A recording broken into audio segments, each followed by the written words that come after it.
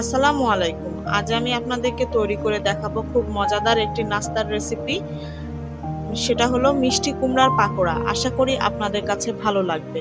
এই মিষ্টি কুমড়ার পাকোড়াটি আপনারা অনায়াসে বিকালে নাস্তা হিসেবে তৈরি করতে পারেন। তো চলুন দেখিনি কিভাবে তৈরি করছি। ফার্স্টেই আমি এখানে সবজি গ্রেটার নিয়ে নিয়েছি। এই গ্রেটারের যে বড় সবজি গ্রেটের অংশটা আছে এটা ইউজ করব না, সব থেকে ছোট যে সবজি গ্রেট করার অংশটা আছে সেটা দিয়ে আমি আগে মিষ্টি কুমড়াটাকে গ্রেট করে নিব। গ্রেট করলে চিকনটা দিয়ে যদি আমি গ্রেট করি তাহলে খুব পাতলা পাতলা এই সবজি গ্রেটারটা দিয়ে সবজি মানে মিষ্টি কুমড়াটা গ্রেট হবে। তবে একটু বড়টা দিয়ে করলে কিন্তু আর তখন মিষ্টি কুমড়াটা সিদ্ধ হতে প্রবলেম হবে। সবচেয়ে যদি এরকম চিকন চিকন করে গ্রেট করে নেওয়া যায় তাহলেই কিন্তু সব থেকে বেটার হবে। তো আমার এখানে গ্রেট করা হয়ে গিয়েছে। আমি এখানে মিষ্টি কুমড়া নিয়ে নিয়েছি 1.5 কাপ মেজারমেন্ট কাপের। পেঁয়াজ কুচি দিয়ে দিচ্ছি 1 কাপ। এবার দিয়ে দিচ্ছি লবণ দিয়ে দিলাম 1 টেবিল স্পুন, 1/2 টেবিল স্পুন হলুদের গুঁড়া, 1/2 টেবিল স্পুন ধনিয়ার গুঁড়া, 1/2 টেবিল স্পুন টালা জিরার গুঁড়া, 1/2 টিস্পুন কালো গোলমরিচের গুঁড়া, 1/2 টেবিল স্পুন মরিচের গুঁড়া। এরপর আমি এটাকে ভালোভাবে মিক্সড করে মাখিয়ে নিব। আর এটা কিন্তু আমি ফার্স্টে যখন আমি সবজিগুলো গ্রেট করি তার প্রায় 1 থেকে 1.5 ঘন্টা আগে আমি মিষ্টি কুমড়াগুলোকে ভালোভাবে ক্লিন করে একটি স্ট্রেনারে পানি ঝরিয়ে নিয়েছি।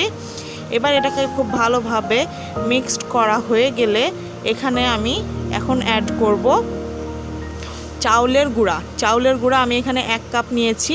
এটাকে ভালোভাবে মিক্সড করে নিতে হবে। আজকের রেসিপিটি যদি আপনাদের কাছে ভালো লেগে থাকে তাহলে অবশ্যই একটি লাইক দিবেন, কমেন্টের মাধ্যমে জানাবেন এবং শেয়ার করবেন আপনার ফ্যামিলি অ্যান্ড ফ্রেন্ডসদের সাথে। মিষ্টি কুমড়ার মিশ্রণটি মাখানোর জন্য কিন্তু কোনো প্রকারের পানি অ্যাড করার প্রয়োজন নেই। এবার আমি এখানে অ্যাড করে দিচ্ছি 1 কাপ ময়দা। আমি এখানে ময়দাটা অ্যাড করার পরে আবারও ভালোভাবে মিক্সড করে নিব।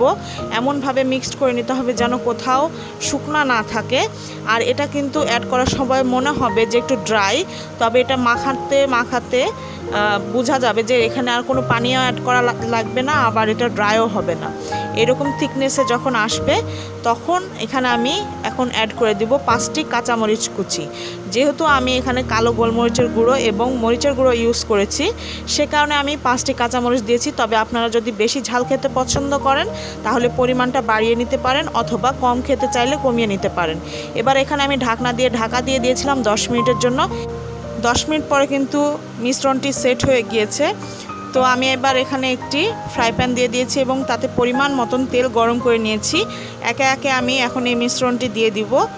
সবগুলো আমি দিয়ে দেওয়ার পরে যখন এক সাইড হয়ে যাবে সে পর্যায়ে আমি মিশ্রণটিকে উল্টিয়ে দিব। পাকোড়ার থিকনেসগুলো মোটামুটি মিডিয়াম সাইজের করার চেষ্টা করবেন। বেশি পাতলা অথবা বেশি মোটা করতে যাবেন না, তাহলে কিন্তু খেতে ভালো লাগে না। আর আজকে যে আমি এখানে চাউলের গুঁড়াটুকু ইউজ করেছি, চাউলের গুঁড়াটা আসলে দিলে পাকোড়াটা খেতে মুচমুচে হয় আর ময়দাটা বাইন্ডিংয়ের কাজ করে। আমি কিন্তু পাকোড়াগুলোকে মিডিয়াম আঁচে ফ্রাই করে নিচ্ছি। যখন পাকোড়াগুলো এক সাইড হয়ে যাবে তখন আরেক সাইড উল্টিয়ে দিতে হবে। আর এ পর্যায়ে কিন্তু আমার পাকোড়াগুলো ব্রাউন করে ভেজে নেওয়া হয়ে গিয়েছে। আমি এখন পাকোড়াগুলো তেল থেকে খুব ভালোভাবে তেলগুলোকে ছেঁকে নিয়ে তুলে নিচ্ছি। এরপরে আমি সম্পূর্ণ ব্যাচটাকে ফ্রাই করে নেব। সম্পূর্ণ ব্যাচ যখন ফ্রাই করা হয়ে যাবে তখন আমি আপনাদেরকে সরাসরি সার্ভ করে দেখিয়ে দিব যে কেমন হয়েছে। পাকোড়ার রেসিপিটি আপনারা অবশ্যই বাসায় ট্রাই করবেন। আমার বিশ্বাস ইনশাল্লাহ আপনাদের কাছে ভালো লাগবে। যারা বিশেষ করে মিষ্টি কুমড়া প্রেমী তারা তো ইনশাল্লাহ অনেক পছন্দ করবেন। তো আমি এখন একটি সার্ভিং ডিশে সার্ভ করে নিয়েছি। দেখতে পাচ্ছেন দেখতে যতটা সুন্দর হয়েছে, খেতেও কিন্তু মাশাআল্লাহ অনেক টেস্টি হয়েছে। আমি চেষ্টা করেছি খুব ঝটপট একটি মজাদার নাস্তার রেসিপি শেয়ার করার জন্য। আর মিষ্টি কুমড়া তো অনেক উপকারী, এটা আমরা সবাই জানি। তো আজ আর নয়, দেখা হবে অন্য কোনো দিন অন্য কোনো রেসিপি নিয়ে। সেই পর্যন্ত সবাই ভালো থাকবেন, সুস্থ থাকবেন, সাবধানে থাকবেন, আমাদের জন্য দোয়া করবেন। আল্লাহ হাফেজ।